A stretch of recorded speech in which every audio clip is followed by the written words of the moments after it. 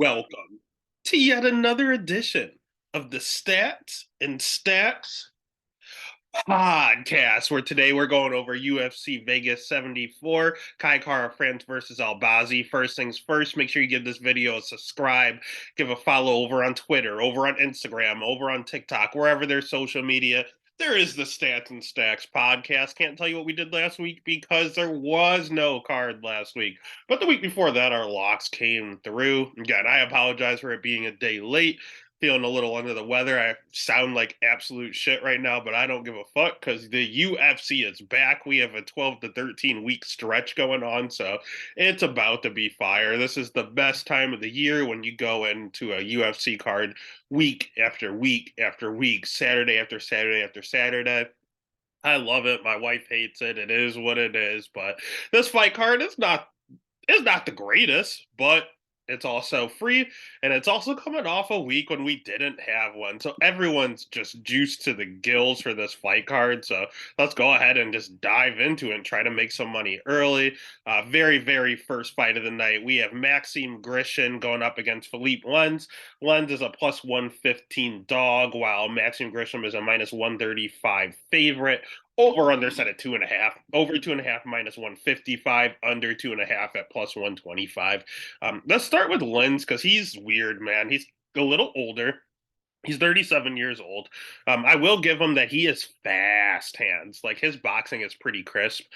He's gonna have a two inch reach advantage here, which is super super nice. His jujitsu, he is apparently a black belt. You don't see it much, but he just apparently knows what's going on the ground. His wrestling's okay. It's not that good, but he can use it. It just tires him out, so he doesn't like to use it a lot because his cardio's not the greatest. He's this guy that came over from PFL. This guy's a millionaire. He won $1 million over in PFL. He was the best heavyweight, won the tournament, won $1 million, signed to the UFC. Big contract, big excitement for the UFC, and he came in and he tanked. He lost his first fight to Andre Arlovsky. He then got knocked out by Tanner Bozer, who knocks out absolutely nobody. And then he decided, you know what? Back in 2014, I was a light heavyweight. I keep losing a heavyweight in the UFC. These guys are real. Let me drop a weight class. Fought one of the worst light heavyweights on the roster. Got to win. It is what it is. Then he fought OSP, another one of the worst light heavyweights. Got to win. And now he thinks he's going to do something at light heavyweight. So who does the UFC give him? A pretty bad light heavyweight. They gave him another one, to be honest with you. Grisham, he's weird. He's not good. He's not bad. He's just kind of there. I said Philippe Lens was old. Dude, Grisham is 39 years old, so he's no spring chicken himself. He's even 2 years older.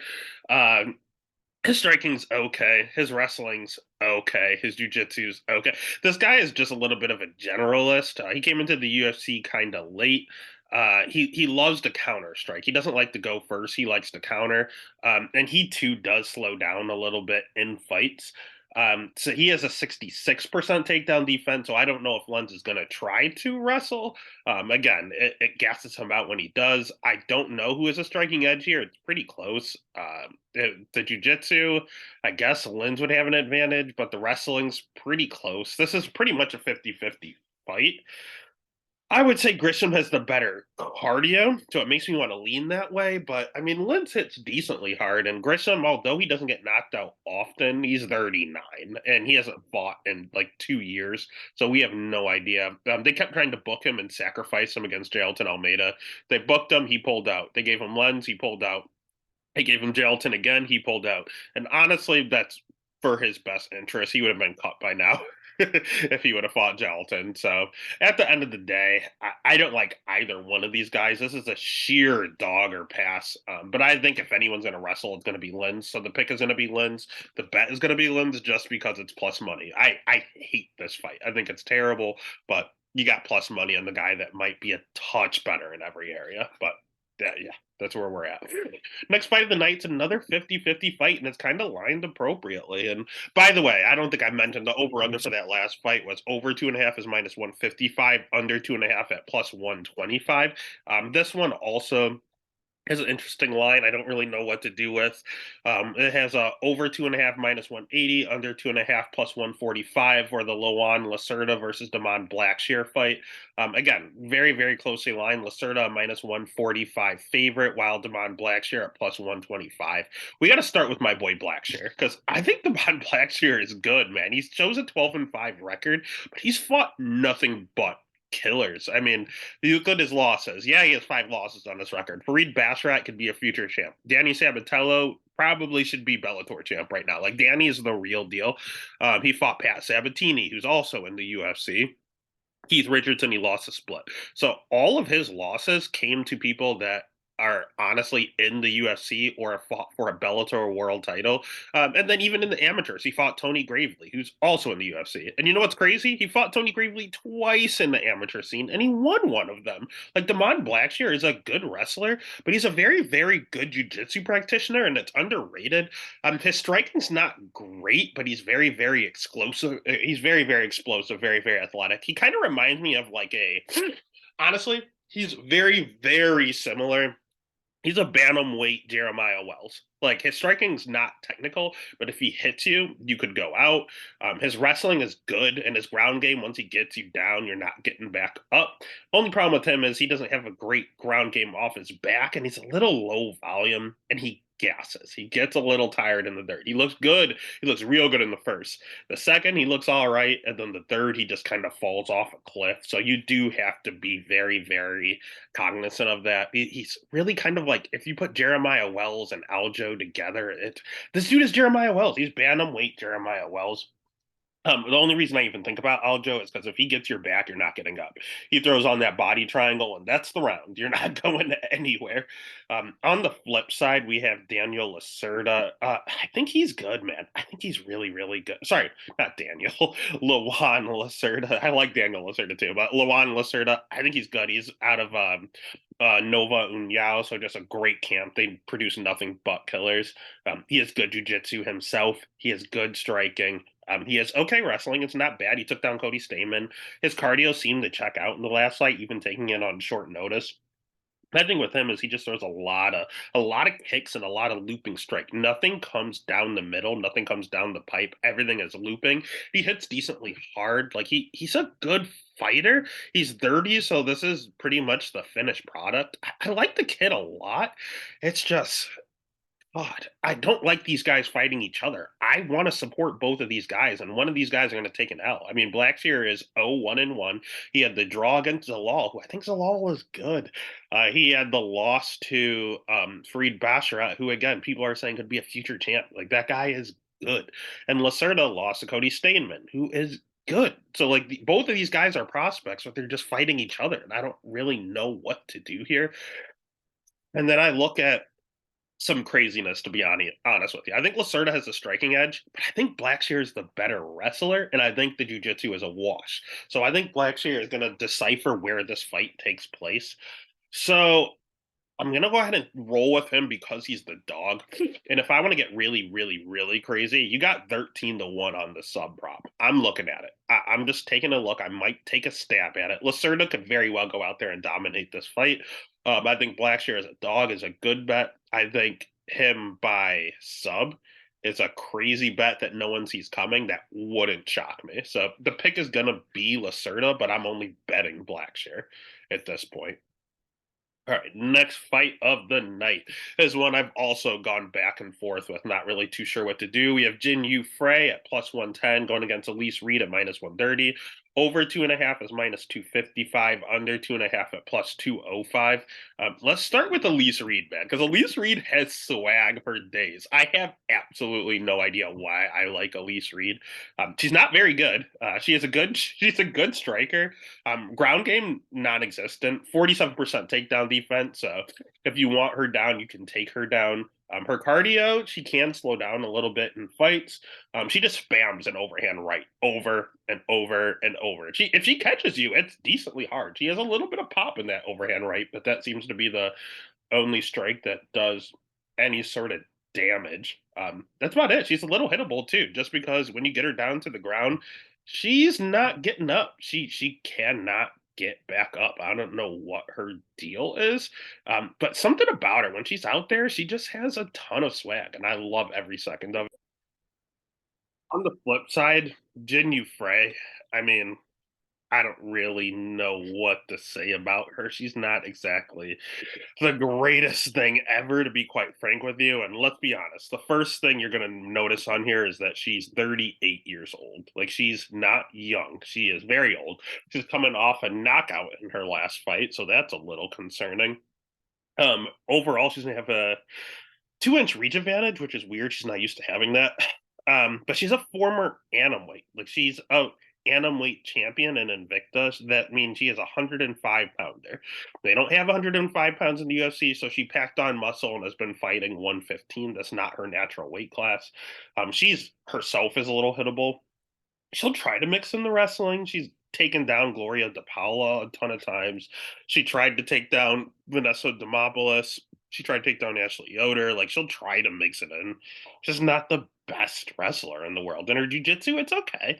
She just got promoted to a brown belt, so maybe that's what she's been focusing on because Elise Reed can't do anything on the ground. That's the only way she wins, but she can slow down a little bit in her fights as well. So no, man, it, are you going to buy into the narrative that she's going to take Elise Reed down because that's an easy way to beat Elise Reed, and she just got her Brazilian Jiu Jitsu brown belt, or is she going to try to strike like she generally wants to and get pieced up by Elise Reed? Are you going to buy into she's 38, so her chin, she's going to go out by Elise Reed? Like, I have no idea what's going on with this fight. I want no part of it. The pick is gonna be Reed. I like Elise Reed. I think she's kind of cool. She just something about her. Just watch her when she comes out. She just has her own little. She's in her own little world. She has her own swagger to her. I respect it. Can I bet her? Probably not. I'm probably gonna have to just go dog or pass on this situation. And when you look at the over under, like the over 2.5 being minus 255, under at plus 205, it's like plus 205, I don't hate. I think I might take that dog shot over taking the Jin Yu Fry dog shot. Because what if Fry taps her out with her newly minted brown belt? Or what if Elise Reed actually puts Fry out with one of those overhand rights? So actually, that's the way I'm going to play it. So the pick is going to be Reed. The bet's going to be the under 2.5. Forget dog or pass. Go dog or pass on the over under. Call it a day. All right. Next fight of the night is a redo. These two were originally supposed to fight a few weeks ago. We have Wiley Cat, Daniel Santos minus 205 going up against Johnny Munoz at plus 175. Over under set at, let's see here. Sorry, the odds, they didn't put it up right away. I can pull them up now for you. At set at 2.5, over 2.5 at plus 135, under 2.5 at minus 165. Let's start with Wiley Cat. Wiley Cat, you've seen him fight before. He has good striking. His cardio's really, really good. His jiu-jitsu is sneaky good. He's durable as all hell. He's one of these guys. He has been clipped in fights. Sexy Mexi Castaneda almost put him out like 3 times in the first round, but he kept marching forward. He has good volume. He's a little hittable, and then by a little, I mean a lot. He's very, very hittable. My only thing with him is pressure. That's the name of the game. Pressure, pressure, pressure. He does not take a step forward. He is going to march you down and try to put your lights out. He is a main training partner of one Charles Oliveira. And if you remember the little miracle run Oliveira was on to the title, where he continued, Michael Chandler put him down and then he got back up and finished the fight. Dustin Poirier put him down, then he got back up and finished the fight. Justin Gaethje put him down, he got back up and finished the fight. That's exactly how Santos fights. Like, it's a little bit of a rope a dope, lets you punch him out. He gets a little tired, or not tired. He gets a little rocked. Then he just keeps going forward. He kind of breaks you and then he puts you away. That's exactly how Santos fights. Only difference is he has 57% takedown defense. Not a fan of that. If he fights a wrestler, and you're scared of that pressure, if you get him down, he's scrambly. Don't get me wrong. He's a good jujitsu practitioner. And when you get him down, he doesn't even try to do subs. He just tries to get up and he scrambles and creates awkward situations and ends up getting back to his feet. but it's not the hardest thing in the world to put him down. So you have to be careful with that 57% takedown defense if he's fighting a good wrestler. What he's fighting in Johnny Munoz is a good wrestler. So Munoz, I wouldn't say a great wrestler. He's okay. He's a pretty okay wrestler. He's pretty good, but his jiu-jitsu is world class. So is Santos going to pop right back up from like a third-degree black belt on the ground in jiu-jitsu? I don't know. Munoz striking, it's a little robotic. It's not the greatest. It looked okay against Shalulian, or I can never pronounce his first name, Ludovic Shalulian. But I mean, it was predominantly just jabs and movement and just getting out of the way because he does not like to get hit. He's one of these guys, if you touch him, he doesn't react well. It does not look good to the judges. And Tony Gravely caught him and put him out. So maybe the reason he doesn't like getting hit is because he can't take it. So he might possibly be a little chinny. But yeah, jujitsu is the name of the game for this guy. Get you down, tap you out. That's what he can do easily. And again, he's fighting Santos, who is a clear better striker. We are looking at striker versus grappler, only they're both good on the ground and they're wrestling. I mean, Munoz wrestling is okay, but he slows down in his fights. So if he doesn't take Wily Cat out right away, Wily Cat is going to break him. So I like inside the distance both ways. Again, the over under is already set to be under 2.5 is minus 165. It's set that way for a reason. But if you want to pick a side, I'd say Santos. But honestly, I'm probably just going to take the under. It's better odds and it kind of covers you on both ends. So the pick is going to be Santos. The bet's going to be the under 2.5. Next fight of the night is another one where they weren't really putting the over under out for whatever reason. Let's see, but they have recently. We have Andre Arlovsky at plus 115 going up against Dontel Mays at minus 135. Over 2.5 minus 195, under 2.5 plus 160. Let's start with the legend himself, Andre Arlovsky.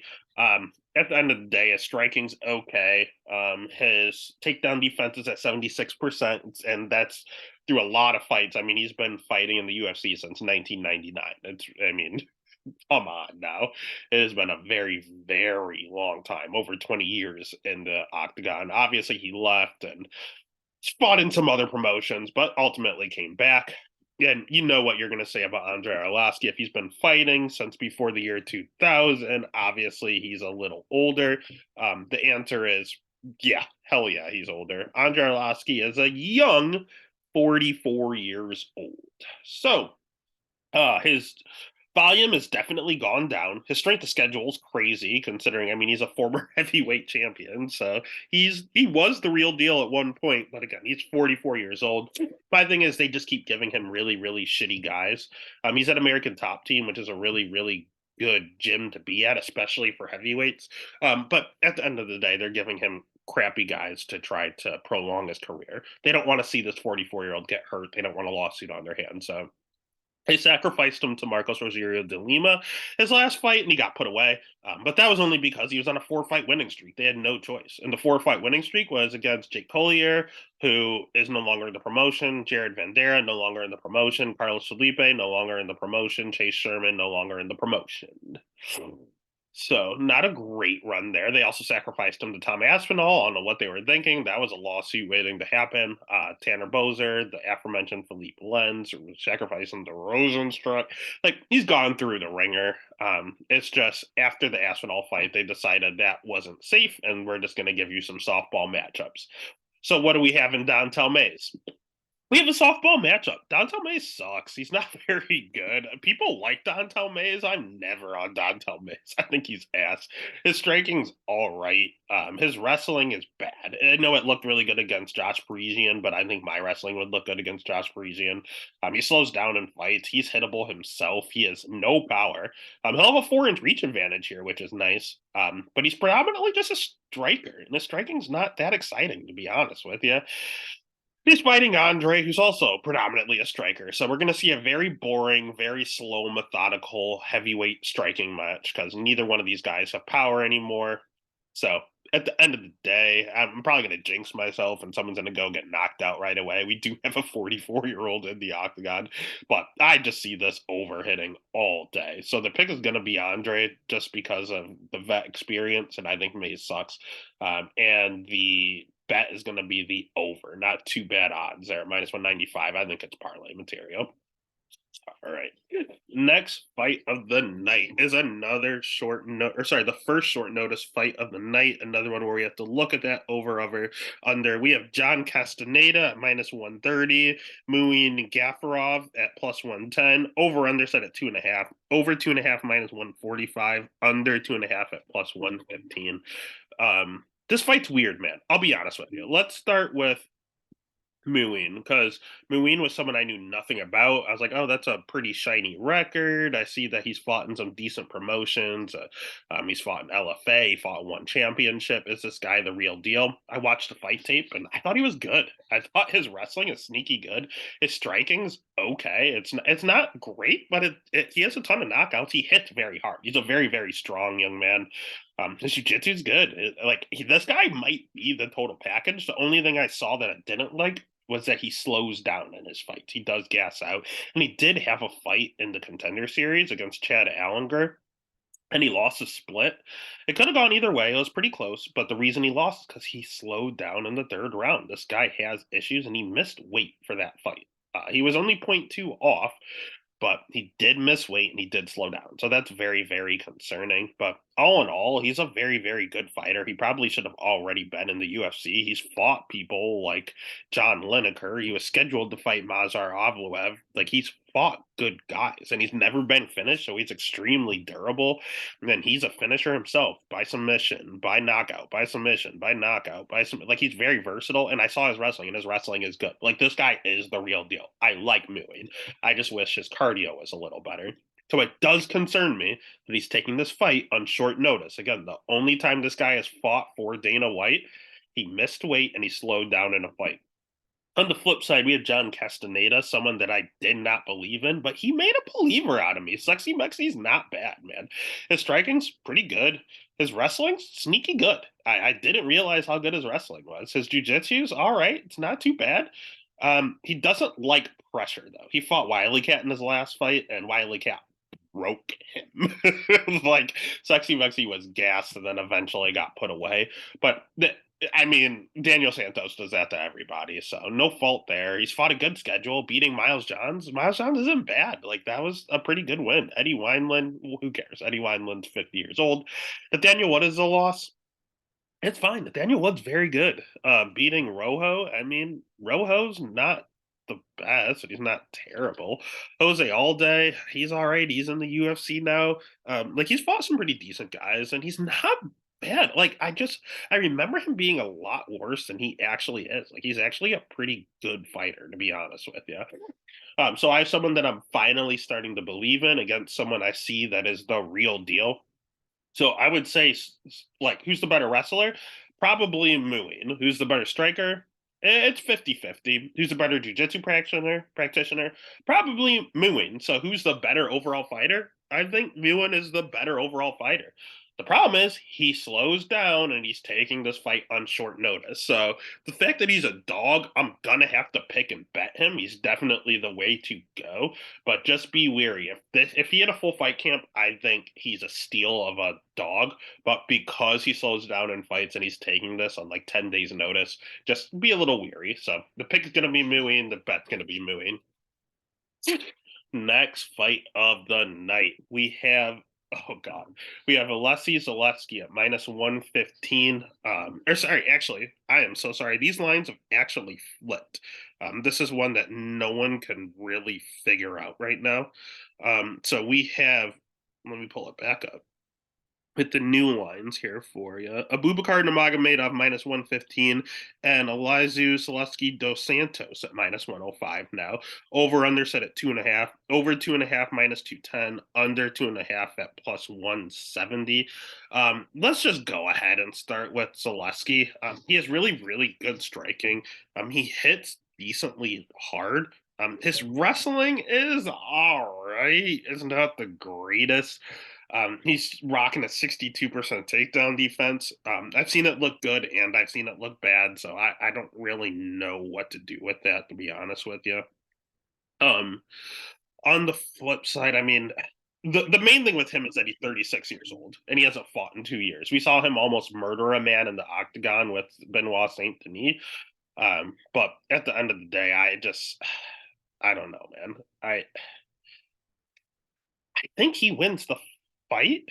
His jujitsu sneaky good. His cardio is pretty decent. It's just he's 36. He's gonna fall off a cliff. This is when it starts to the wheels start to fall off. So I'm just a little hesitant with him. If he fights anyone decent, he might be in a little bit of an issue. And he's fighting Abubakar Nurmagomedov. Is Abubakar decent? I don't know. I I don't. Yeah, he's decent. Everyone talks about how bad he is because he's the bad Nurmagomedov. No, he's not Umar. No, he's not Habib. But no one is. That doesn't mean he's bad. I mean, he's not. He's so confusing because he has that last name, and everyone thinks he should be a killer, and he is not. He is nowhere near a killer. He is the bad Nurmagomedov. But is he a bad fighter? Nah, he's 17-3, and he's not. His wrestling's okay. His jujitsu's it's a work in progress, and his striking's a work in progress. But he's always got that wrestling base. Like that's what he has. His cardio seemed okay. It checked off, and he dropped down to welterweight. A lot of his losses were at middleweight. He's a welterweight now, and he looks good at welterweight. To be honest with you, he beat a pretty decent guy in Godsey his last fight. So I don't know who should be the favorite. This line has flipped back and forth a million times. I want nothing to do with this fight. I think it's the most 50-50 fight of the night. I'll go ahead and I'll pick Zaleski. I'll go ahead and I'll bet Abubakar just because I mean 62% takedown defense against a Nurmagomedov. I'll take Abubakar, but a bet I'm just taking whoever the dog is when this goes off. So the pick is gonna be Abubakar. The bet would be Zaleski as he's the dog right now, but whoever the dog is who you're betting. All right. Next fight of the night, we have another short notice fight. We have Jamie Malarkey minus 435 going up against good luck with this name. Muhammadjan Namaev. Sorry.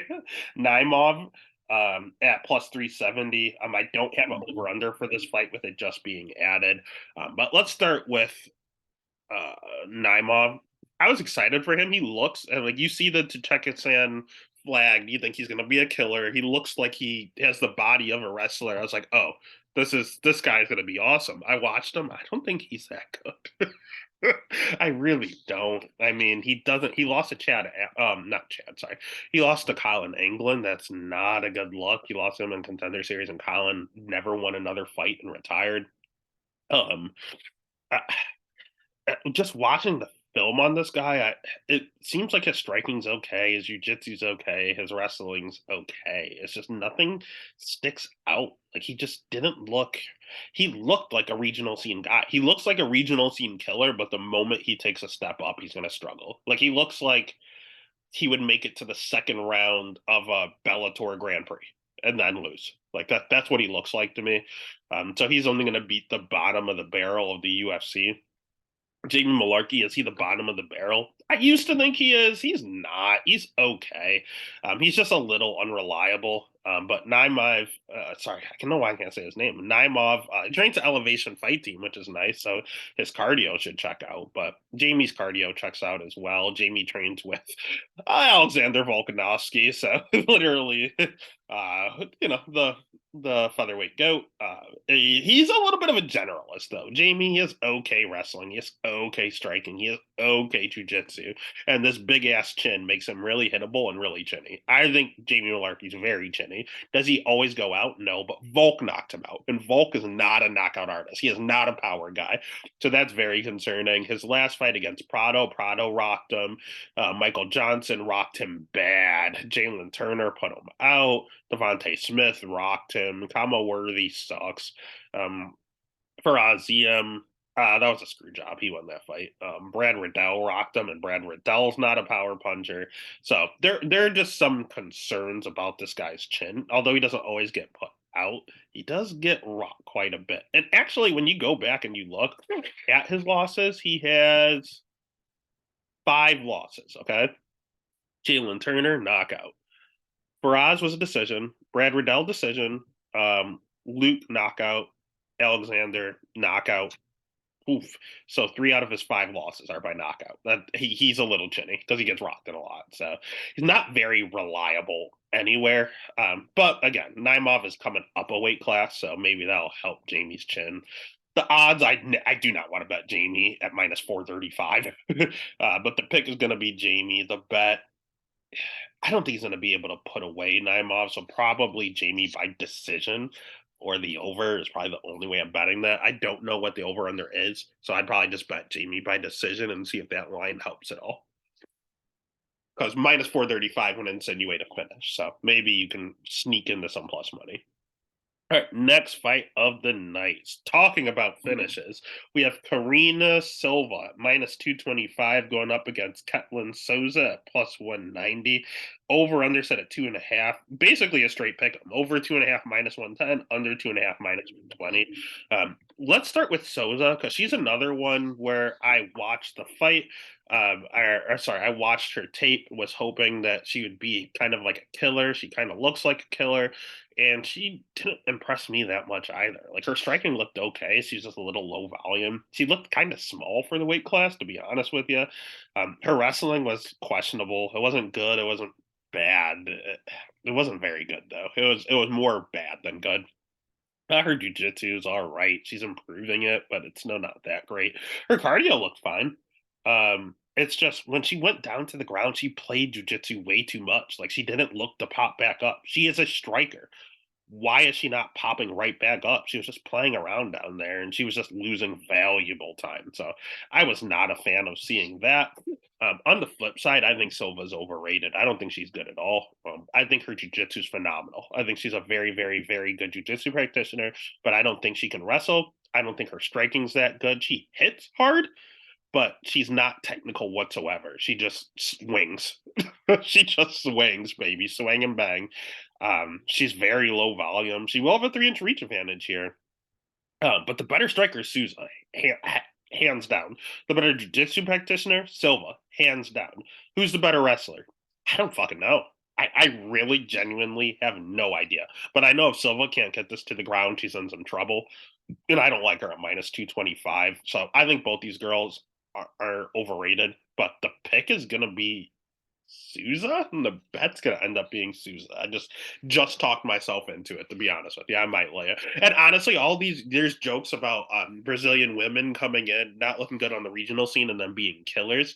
But we see it over and over and over. And what do we have? A Brazilian woman who did not look that good on the regional scene, and making her debut almost plus 200. Give her to me. Pick a Souza, bet is Souza. Let's just keep the train rolling. All right. Next fight of the night. Buckle up. Buckle up, ladies and gentlemen. We have one of the most must wins in the UFC history. We have Tim Elliott minus 175 going up against Victor Altamirano at plus 150. Over 2.5 at minus 270, under 2.5 at plus 215. Let's just jump right into it. Tim Elliott, Jesus. Tim Elliott needs to win this fight for a personal level, for him, for husbands around America. If you don't know, Tim Elliott was married to Gina Mazzani, who was also a UFC fighter. Gina decided that she was going to turn her back on Tim and his daughter, and she started sleeping with Tim's best friend and training partner, Kevin Kroom. Yeah, the guy with the nunchucks. So Tim found out. There's this big public thing. Kevin and Gina did not deny it. They said, yes, this is true. They are now dating.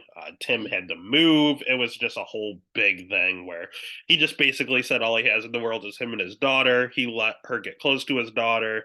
And now they got to figure out that dynamic. And it's just a big mess. Everyone feels bad for Tim in this instance. So you look at fighters going through divorce. The last time we saw it was Mackenzie Dern, and Mackenzie Dern almost murdered Angela Hill in the octagon. Never looked better. They say it's a short sample size. We've seen a divorce in the octagon with UFC fighters before. You know who it was? Cheyenne Bays and JP Bays. And you know what? Cheyenne Bays went out there and head kicked Glory DePaula to hell. So honestly, the track record 2-0 for these just divorced fighters. JP, no, actually 2-1 because JP, if you want to count both sides, JP did fight and lose, but looked the best he looked against Montel Jackson up a weight class and gave him a go. So honestly, every single time someone got divorced in the last year or two, they look fine.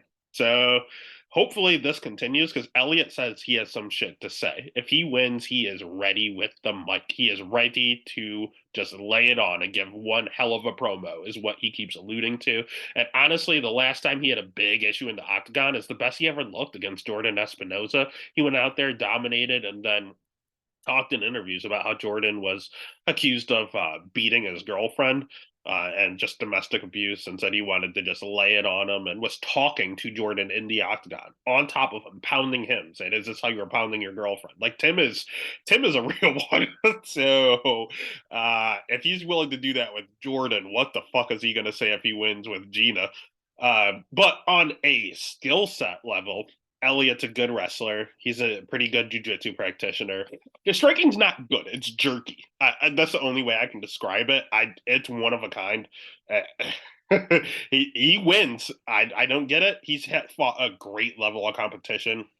It's just when he's predominantly wrestling, he can slow down. If he has to take you down again and again and again, he can slow down in his fights. My problem is that he went out and said he's getting a knockout. I don't like that because Victor Altamirano's, I don't think he's ever been knocked out. So I don't know if that's the appropriate strategy. When you look at his opponent in Victor Altamirano, he has a 74% takedown defense, and Victor hasn't fought a wrestler. He's fought all strikers. And he's still has a 74% takedown defense. So it's not very hard to take him down. He doesn't have a ton of power, which is good for Tim, but Victor's pretty decent on the feet, and Victor's going to have a 3-inch reach advantage here. He is taking the fight on short notice. He did not have a whole camp. So and he is known for having very good cardio, but he looked very, very sluggish in his last fight. And his last fight, he had to wrestle a ton. So maybe when he's not fighting a striker and as actually wrestling, it does wear on his gas tank. I sure hope so. And he can get backed up. And Tim's little weird jerky movements, he'll probably back him up a little bit. So the world is behind Tim Elliott. Victor's just in the wrong place at the wrong time in regards to who we want to see win. Scratch that, who we need to see win. So I don't want to let my heart and my personal bias get into my pockets or your pockets.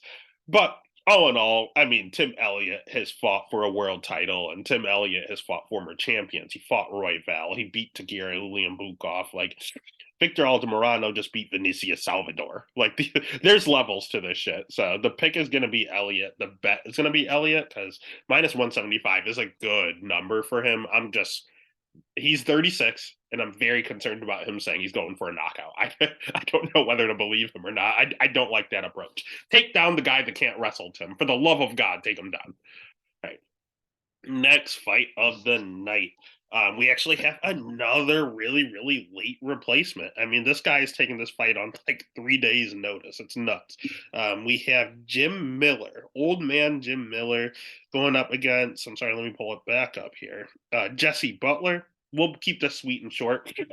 This got switched like day of. I have no idea who Jesse Butler is. I literally knew nothing. I did not get a chance to look this up. So let me. It doesn't even pull up on Tapology right now. That's how new this is. So Jim Miller, he's old. He's 39 years old. Lyme disease, Jim Miller. He has really, really good jiu-jitsu. His wrestling's okay. His striking's okay, but he has some decent power and pop in those hands.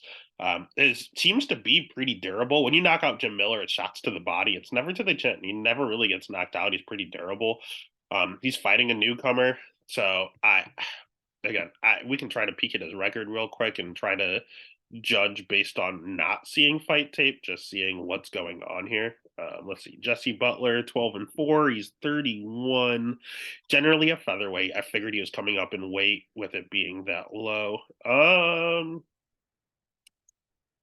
Yeah, I mean, rear naked choke, arm bar, rear naked choke, guillotine, triangle. So you would presume that he's generally a jiu-jitsu practitioner contingent on his record, which isn't good going up against Jim Miller, where his best thing is his jiu-jitsu. Jim Miller can slow a little. He fought in LFA, that's fine.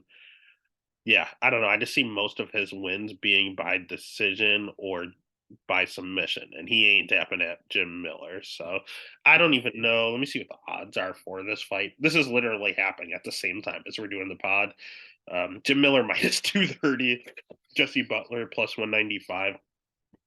Fuck it. Give me old man Jim to get another dub, baby. Pick his Jim, bet his Jim, but obviously I have no fucking clue about Jesse Butler. All right, next fight of the night. We have Alex Caceres at minus 180. Bruce Leroy himself taking on Daniel Pineda at plus 155. Over under set at 1.5 because it is a Daniel Pineda fight. Over 1.5 is minus 180. Under 1.5 at plus 145. Let's start with Bruce Leroy. Bruce Leroy's good, man. He's a lot better than people give him credit. He has good striking. He has good jiu-jitsu. It's sneaky good. His wrestling, he's rocking a 64% takedown defense, but it's been a lot better. He was a lot easier to take down in his early years. I mean, he was a kid when he joined the UFC, coming off of the Ultimate Fighter. He's in the MMA lab now, which is a good camp with him. I mean, Sean O'Malley, uh, uh, Tyler Phillips, Mario Batista, like all those guys are at the MMA lab. Jared Cannonier, like it's a pretty good camp out there in Phoenix, to be honest with you. He throws pretty decent volume. It just doesn't have a ton of power. I know his last win was a knockout over Juicy J, but Juicy J gets knocked out by everyone, so it's not really saying much. Otherwise, his last knockout before that was in like 2014. So he's a very, very technical fighter. He can't wrestle. He like offensively. He's going to try to win on the feet. And he looks good against Sadiq Youssef. Like, I know he took an L, but Sadiq is an actual contender, and he looked very, very good, and he belonged there.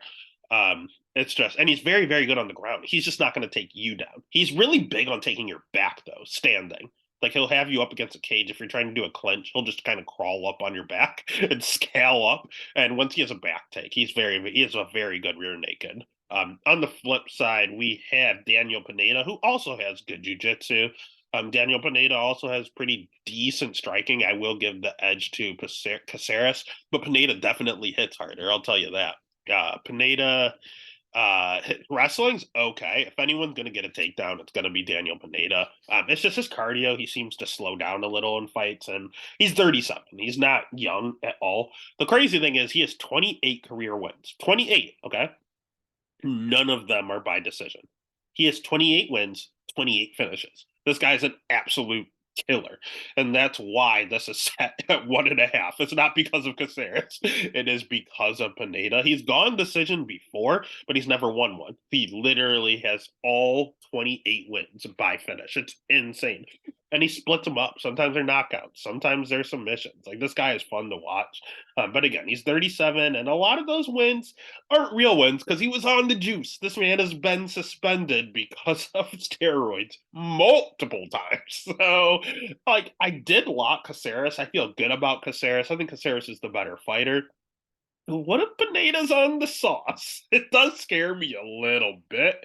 I don't really like betting against those guys because, I mean, Vegas doesn't care if he's on the sauce. You're not getting your money back. But I'll just take the technician. And Caceres, he's very, very durable. So the pick is going to be Caceres. The bet is going to be Caceres. And that takes us to the main event. If you haven't already, make sure you give this video a like, hit that subscribe, give a follow over on Twitter, Instagram, TikTok, wherever there's social media, there is the Stats and Stacks podcast. And we have one hell of a main event. We have KKF, Kai Kara France, don't blink, baby, minus 110, going against the Prince, Amir Albazi, minus 110, straight pick 'em. Over 3.5, minus 160, under 3.5, plus 130. Let's start with Don't Blink. Don't blink at that record. 24-10. He's so much better than it shows. He is. I know the NBA has most improved player. This guy should get it for the UFC because he's getting better and better each time out. He gave me one hell of a scare against Brandon Moreno in his last fight. I locked Brandon Moreno and a lot of money on Brandon Moreno everywhere, and I thought KKF was winning up until he got knocked out. I thought he was winning.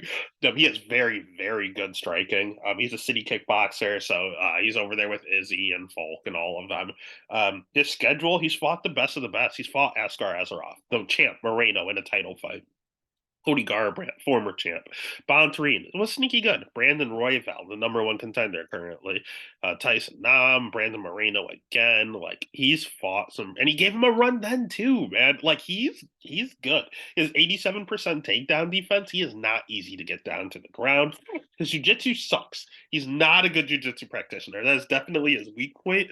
However, his submission defense is getting better. It's getting very, very good. I mean, Askarov had his back multiple times. Moreno had his back. Brandon Royval put him out because Brandon Royval's a goat. But all in all, when you take him down, although he's not very good offensively on the mat, he knows how to stay sound defensively. Um, he's just an overall good fighter, and he keeps getting better and better and better. And now he's 30, and this is kind of like in your prime. So we have prime KKF here. On the flip side, Albazi's a little bit of a mystery. I mean, he's 16-1. He's predominantly a finisher.